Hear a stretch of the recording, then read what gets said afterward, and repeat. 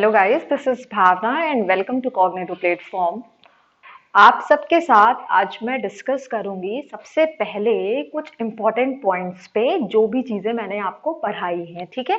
जिसमें जो first topic था उसमें मैंने आपको सिर्फ सिलेबस बताया था कि क्या क्या आपके एग्जाम्स में आने हैं, ठीक है। तो ये तो बात है सिलेबस की, जिसमें मैंने आपको सबसे इम्पोर्टेंट टॉपिक बताया पार्ट्स ऑफ स्पीच का। क्या बताया था मैंने कि पार्ट्स ऑफ स्पीच बहुत ही ज़्यादा इम्पोर्टेंट टॉपिक है, ठीक है। फर्स्ट आपका है parts of speech. Parts of speech तो सबसे पहले देखते हैं कि पार्ट्स ऑफ स्पीच में हम आइडेंटिफिकेशन कैसे सीखते हैं। तो ये भी मैंने आपको बहुत ही इजी वे पे बताया था कि कैसे हम समझेंगे कि पार्ट्स ऑफ स्पीच का आइडेंटिफिकेशन कैसे करेंगे। अब आपके माइंड में ये क्वेश्चन रेज हो रहा होगा कि मैम पार्ट्स ऑफ स्पीच क्या होते हैं। तो ये तो मैंने बताया ही है ना कि पार्ट्स ऑफ स्पीच क्या होता है।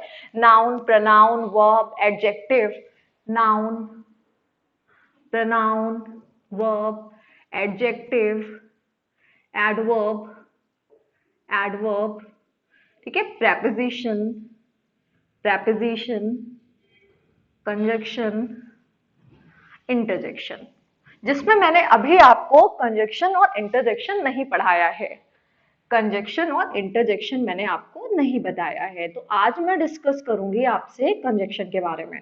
तो देखिए गाइस, कंजक्शन के बारे में डिस्कस करने से पहले पहले ये समझते हैं कि नाउन है क्या, प्रोनाउन क्या है। तो ये सारी चीजें मैंने आपको बता दी हैं, लेकिन कुछ सेंटेंसेस लिख करके एक बार और देख लेते हैं। जैसे मान लीजिए मैंने लिखा है Ram is a good boy. Ram is a good boy, ठीक है। ये मैंने लिख दिया है कि राम एक अच्छा लड़का है। जब मैंने लिखा कि Ram is a good boy, तो देखिए इसमें आपको इसकी पार्सिंग करनी है। आपको ये बताना है कि राम क्या है, इज क्या है, गुड क्या है, बॉय क्या है। हम्म। जब हम सेंटेंसेस को ऐसे समझेंगे तो ये हमारे लिए बहुत ही ज्यादा क्लियर हो जाएगा और समझने में बहुत इजी हो जाएगा। फिर ना तो आप नाउन में परेशान होंगे, ठीक है, क्योंकि सीटेट है और टेट का जो एग्जाम हो रहा है, ठीक है। और हो सकता है अभी जल्दी ही नोटिफिकेशन भी आ जाए। सीटेट की तो आ चुकी है, लेकिन टेट के एग्जाम्स की आने ही वाली है। तो देखिए उसमें क्या है, क्वेश्चन पूछा जा सकता है कि राम कौन सा नाउन है, ठीक है। इज है क्या, वैसे इससे क्वेश्चन नहीं बनेगा कभी, लेकिन जो मैंने वर्ब का जो आपको सेक्शन पढ़ाया है उसमें सारी चीजें देख लीजिएगा, वो बहुत ही इंपॉर्टेंट है। तो राम क्या है हमारा, मैंने आपको बताया है। नाउन मीन्स क्या होता है, जो भी चीजें हमारी लाइफ में एग्जिस्ट करती है, जिन्हें आप फील कर सकते हो, आप टच कर सकते हो, देख सकते हो। जैसे मान लीजिए ये वॉच है, ये आपने जो ड्रेस पहनी है, तो वो सब चीजें आप फील कर सकते हो, आप सॉरी आप टच कर सकते हो। फील करने का मतलब क्या है कि वो हमारे एब्स्ट्रैक्ट नाउन में चला जाएगा। जैसे अगर आपको किसी के ऊपर गुस्सा आ रहा है, ठीक है, अगर आप बहुत ज्यादा सैड हो, तो ये सब क्या होगा, आपका एब्स्ट्रैक्ट नाउन। और देखिए क्वेश्चंस आपके एब्स्ट्रैक्ट नाउन से ही आ रहे हैं, ठीक है। तो क्वेश्चंस आते हैं और मोस्ट इंपॉर्टेंट आपका एब्स्ट्रैक्ट नाउन बन जाता है। तो इसकी पहले हम लोग पार्सिंग करते हैं। तो सेंटेंस हमारा लिखा हुआ है Ram is a good boy. Ram is a good boy में राम क्या है, आपका नाउन है। इज क्या है, हेल्पिंग वर्ब है।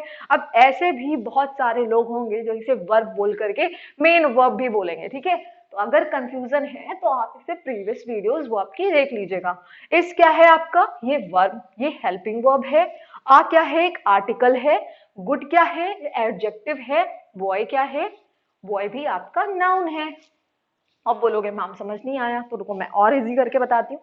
देखिए राम हुआ आपका नाउन, कौन सा नाउन है, प्रॉपर नाउन, ठीक है। राम हुआ प्रॉपर नाउन। देखिए नाउन में यानी जब पर्टिकुलर, कॉमन नाउन क्या होता है, जिसे सब लोग एक ही चीज बोलते हैं। जैसे आप आई एम अ गर्ल, ठीक है, तो अब कोई भी देखेगा तो वो यही बोलेगा ना कि शी इज अ गर्ल, ठीक है, लड़की ही बोलेगा। लेकिन जब उस पर्टिकुलर लड़की को हम कोई नेम दे देते हैं तो वो आपका हो जाता है प्रॉपर नाउन। क्या हो जाएगा, प्रॉपर नाउन। तो यहाँ पे ये क्या है, एक बॉय है जो कि कॉमन नाउन है। कॉमन नाउन है, क्या है, कॉमन नाउन है। जब हम इसको नेम दे देंगे राम, राम हमने नेम दे दिया, देन दैट इज ये क्या हो जाएगा आपका, ये हो जाएगा प्रॉपर नाउन, ठीक है। तो ये सारे टॉपिक्स को पढ़ना है। देखिए जेंडर से भी क्वेश्चन आते हैं, मैस्कुलिन, फेमिनिन, न्यूटर जेंडर, ठीक है, इससे क्वेश्चंस आते ही आते हैं, ये पढ़ लीजिएगा। कहीं पर भी कोई कंफ्यूजन अभी मत रखिए, क्योंकि जिस टाइम आप बैठ करके आप अपना पेपर दे रहे होगे, उस टाइम फिर आपको समझ में आएगा यार ये पढ़ लिया होता तो ज्यादा अच्छा होता। तो वो सारी चीजों को हटा दीजिए, बस ये सोचिए अभी आप कितना अच्छा कर सकते हैं। तो राम, ठीक है, प्रॉपर नाउन हो गया। इस क्या है आपका? हेल्पिंग वर्ब हो गया। इज है हेल्पिंग वर्ब। आ क्या है? ये आपका एक आर्टिकल है, जिसमें मैंने आपको क्या बताया था कि डेफिनेट आर्टिकल भी मैंने पढ़ाया है। डेफिनेट आर्टिकल होता है और इनडेफिनेट आर्टिकल होता है। आर्टिकल का भी टॉपिक मैंने क्लियर किया है ना आपको। आर्टिकल का टॉपिक पढ़ाया था, जिसमें मैंने आपको बताया था आर्टिकल्स का डिवीजन टू पार्ट में होता है, टू पार्ट्स में होगा। और फर्स्ट पार्ट जो होगा आपका वो होगा डेफिनेट और सेकंड होगा इनडेफिनेट। इनडेफिनेट, ठीक है। सेकंड क्या होगा आपका? इनडेफिनिट होगा। तो ये सारी चीजें मैंने क्लियर की। और आ क्या है आपका? इनडेफिनिट है ना, क्योंकि ए एन जो है वो इनडेफिनिट में डिवाइड, ए और एन का डिवीजन जो है, यानी इनडेफिनिट में ए और एन आते हैं, तो ए हो जाएगा आपका इनडेफिनिट आर्टिकल, ठीक है।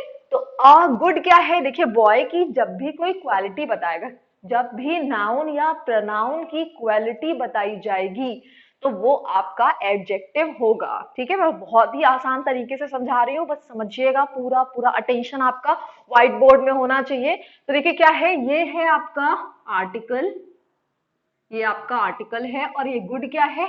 ये गुड है आपका एडजेक्टिव। और बॉय क्या है?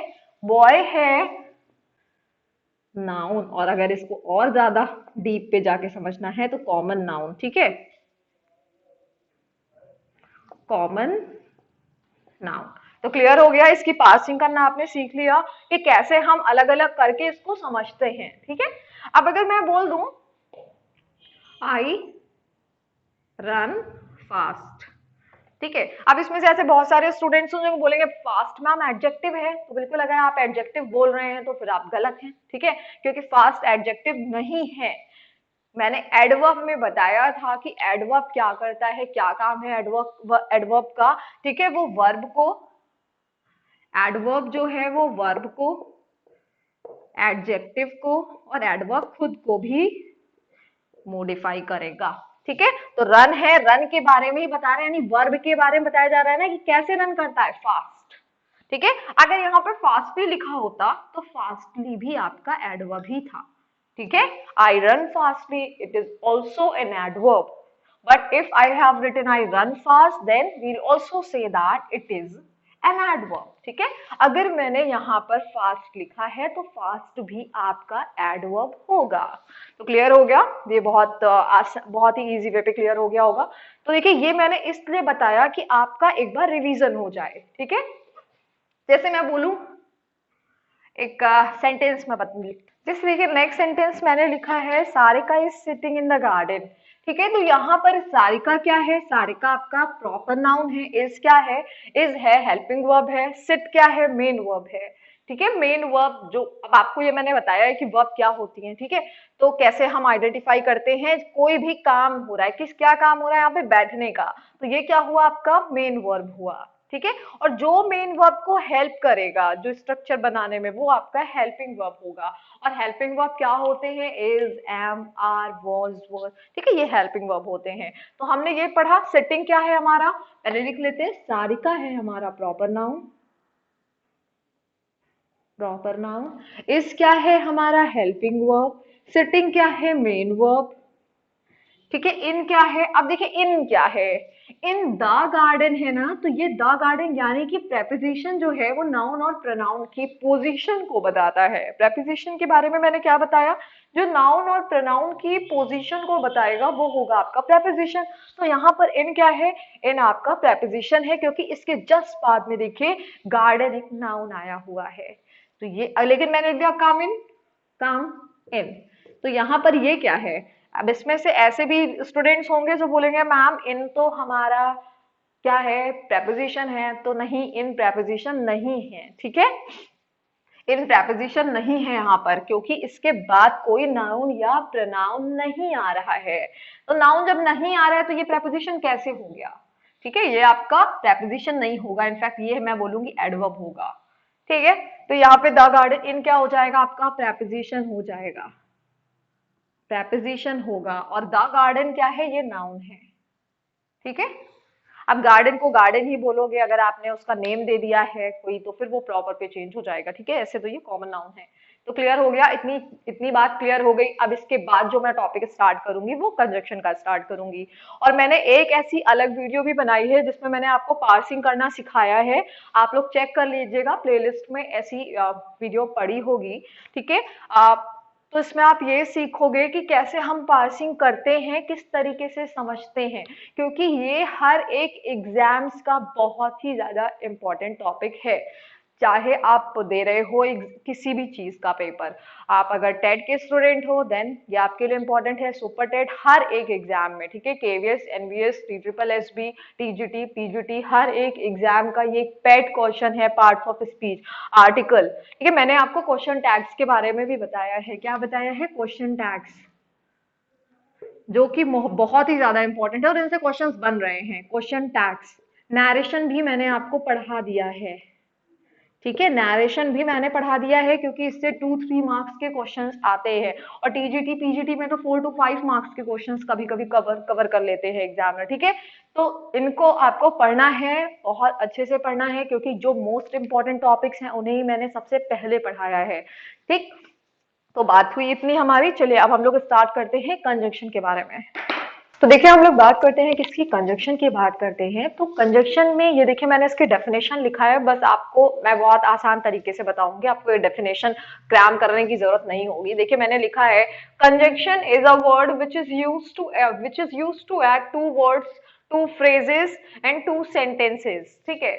अब यही इसकी डेफिनेशन नहीं है सिर्फ, कंजक्शन एक ऐसा वर्ड है जिसका यूज हम करते हैं टू वर्ड्स को कनेक्ट करने के लिए, ठीक है, हम फ्रेजेस को, क्लॉजेस को, ठीक है, या फिर किन्हीं दो सेंटेंसेस को आपस में मिलाने के लिए, आपस में कनेक्ट करने के लिए कंजक्शन का यूज करते हैं। तो ये समझ आया कि जब हम कंजक्शन की बात करेंगे, कंजक्शन की बात करेंगे, तो कंजक्शन में सिर्फ एक ही चीज पढ़ना है कि जब हम दो सेंटेंसेस को या फिर दो वर्ड्स को या फ्रेजेस को, क्लॉजेस को आपस में जब हम कनेक्ट करते हैं तो हम बात किसकी करते हैं, कंजक्शन की बात करते हैं। तो ये क्लियर हो गया, ठीक है। अभी मैं कुछ एग्जांपल्स के थ्रू भी आपको बताऊंगी, लेकिन सबसे पहले मैं आपको एक बेसिक इंट्रो दे रही हूँ किसका, कंजक्शन का। तो यहाँ पर फिर मैंने ये बताया कि कंजक्शन का जो डिवीजन है वो 2 पार्ट्स में होता है। पहला है कोऑर्डिनेट कंजक्शन, लिख लीजिएगा, कोऑर्डिनेट कंजक्शन, और सेकंड है आपका सबऑर्डिनेट कंजक्शन। क्या बताया मैंने, कोऑर्डिनेट कंजक्शन, आप इसको एक ऐसे भी लिख सकते हैं, कोऑर्डिनेट, कोऑर्डिनेट, ठीक है, और फिर सबऑर्डिनेट, सबऑर्डिनेट, सबऑर्डिनेट।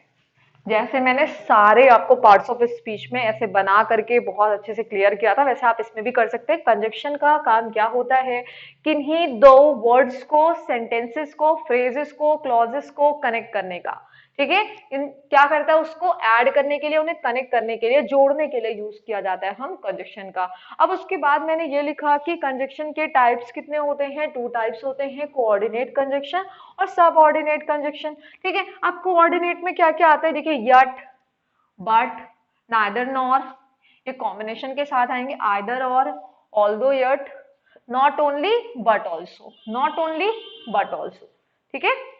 मतलब अगर नॉट ओनली लिखा हुआ है तो उसके साथ कॉम्बिनेशन में क्या आएगा, बट ऑल्सो आएगा, ठीक है। नाइदर के साथ नॉर आएगा, आइदर के साथ और आएगा, नॉट ओनली के साथ बट ऑल्सो आएगा। तो ये सारी चीजें पहले हम लोग पढ़ लेते हैं। कोऑर्डिनेट में yet, but, neither nor, either or, although yet, not only but also होगा। और सबऑर्डिनेट कंजक्शन में क्या होगा, because, after, before, while, if, whether, ठीक है। अब इसमें क्या होगा, बिकॉज, आफ्टर, बिफोर, अब ऐसा नहीं सिर्फ इतने ही है, बहुत सारे हैं, मैंने बस सिलेक्टेड आपको बताए हैं। तो क्या होगा, हमने बात की कंजक्शन की, तो ये क्या होता है, किसी भी वर्ड, सेंटेंसेस को जोड़ने का काम करता है, फ्रेजेस को, क्लॉजेस को इन्हें जोड़ेगा। और दूसरी चीज, इनका डिवीजन 2 पार्ट्स में हुआ है, कैसे, सबऑर्डिनेट, ठीक है। सबसे पहले सबऑर्डिनेट, फिर कोऑर्डिनेट कंजक्शन। तो अब आप कोऑर्डिनेट, सबऑर्डिनेट को समझ गए होंगे। कोऑर्डिनेट क्या है, जिसमें yet, but, neither nor, combination generally क्या होता है, कॉम्बिनेशन के साथ आते हैं, नाइदर नॉर, ठीक है, either or, although yet, not only but also, अभी मैं इन्हें स्टेप बाय स्टेप समझाऊंगी भी आपको। सब ऑर्डिनेट क्या होते हैं इसमें, because, after, before, while, if लिखा होता है, ठीक है, या फिर ये इनका यूज क्या होगा, टू सेंटेंसेस को जोड़ने के लिए होगा। तो क्लियर हो गया। अब देखिए हम लोग आगे पढ़ते हैं। तो देखिए रूल नंबर फर्स्ट कहता है कि नो सूनर के साथ कॉम्बिनेशन में देन आना चाहिए। लिख लीजिए, ये मोस्ट इंपॉर्टेंट है और बहुत सारे एग्जाम्स में इससे रिलेटेड क्वेश्चन पूछा गया है।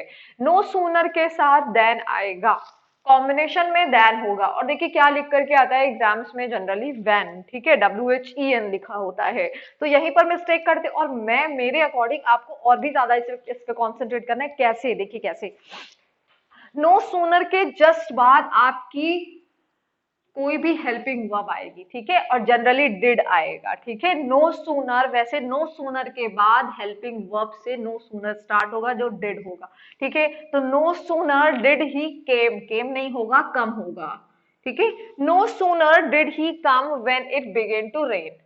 No sooner did he come when it began to rain. तो मैंने कहा हम बात किसकी कर रहे हैं, कंजक्शन की कर रहे हैं।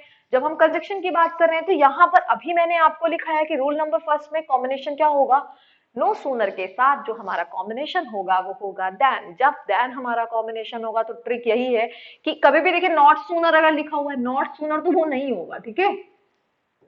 मान लीजिए अगर आपको एरर फाइंड आउट करना हो और ऐसे सेंटेंस लिखा हो नॉट सूनर, ठीक है, तो ऐसे नहीं होगा। और इसके साथ कॉम्बिनेशन में क्या होगा आपका, देन होगा। देन भी नहीं होगा, देन देन THEN नहीं होगा, देन होगा। यहां पर भी कंफ्यूज नहीं होना है। पहली चीज तो वेन नहीं होगा, वैन नहीं होगा, ठीक है। WHAN अगर लिख के आता तो वो तो बिल्कुल ही गलत है। वेन लिख के आ गया तो वो भी गलत है। THEN देन लिख करके आ गया तो वो भी गलत है, ठीक है। जब ये सारे रॉन्ग है तो फिर सही क्या होगा मैम, सही होगा आपका करेक्ट क्या होगा, नो सूनर के साथ देन आएगा। तो समझ में आ ही गया होगा। तो व्हेन क्या होगा, रॉन्ग है, तो क्या हो जाएगा, हम लोग बिल्कुल लिख लेते हैं, क्या होगा, no sooner did he come when. देखिए व्हेन नहीं होगा यहाँ पे, क्या हो जाएगा, देन, THAN होगा, देन इट, और मैं कंजक्शन में आपसे सिर्फ और सिर्फ इंपॉर्टेंट टॉपिक्स पर ही डिस्कस करूंगी, ठीक है। तो ये हुआ हमारा रूल नंबर फर्स्ट, ठीक। अब हम लोग चलते हैं सेकंड रूल की तरफ। तो देखिए रूल नंबर 2 क्या है, बल्कि इसमें मैंने सारे मर्ज कर दिए। देखिए ये नया एक रूल नंबर जो सेकंड है आपका, रूल थर्ड,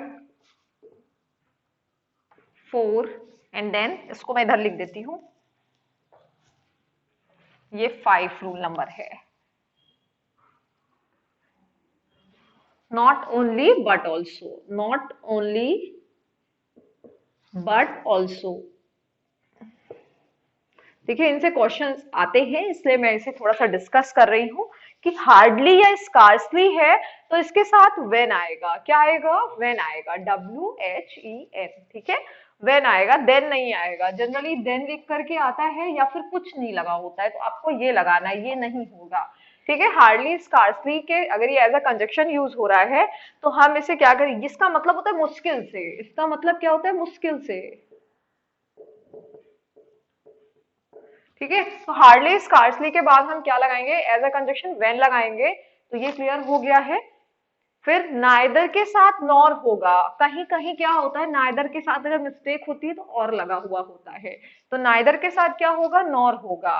आइदर के साथ और होगा, अगर नॉर लगा होगा तो वो गलत हो जाएगा, ठीक है। मैं आपको कंफ्यूज नहीं करूंगी, मैं लिख दे रही हूं, आप लिख लीजिए सबसे पहले, नाइदर के साथ नॉर, आइदर के साथ और, हार्डली स्कार्सली के साथ व्हेन, नॉट ओनली के साथ बट ऑल्सो होगा, ठीक है।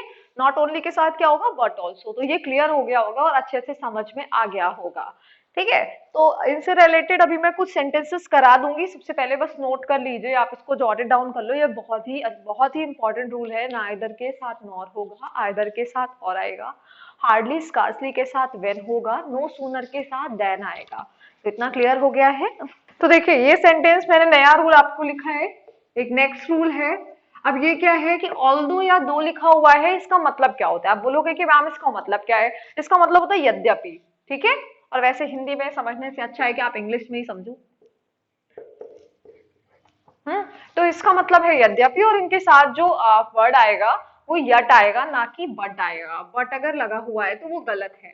ठीक है, तो यहाँ पर क्या है, although she is poor but she is honest, तो कहीं कोई मिस्टेक तो है नहीं। नहीं, ऐसा नहीं है, मिस्टेक है यहाँ पर।